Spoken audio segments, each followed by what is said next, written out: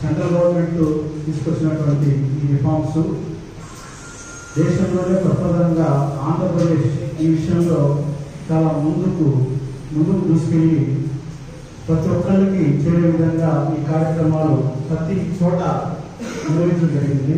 ముఖ్యంగా స్కూల్స్ ద్వారా, కాలేజెస్ ద్వారా, యూనివర్సిటీ ద్వారా రకరకాల కార్యక్రమాలు ఈ 2 weeks కండక్ట్ చేసి దీన్ని పెద్ద ఎత్తున ప్రజల్లోకి తీసుకెళ్లడం, అంటే విద్యార్థుల ద్వారా తీసుకెళ్తే వీళ్ళు మొత్తం గ్రాస్ రూట్లోకి తీసుకెళ్తారనే ఒక మంచి ఉద్దేశంతో ఈ కార్యక్రమాన్ని చేపట్టడం జరిగింది.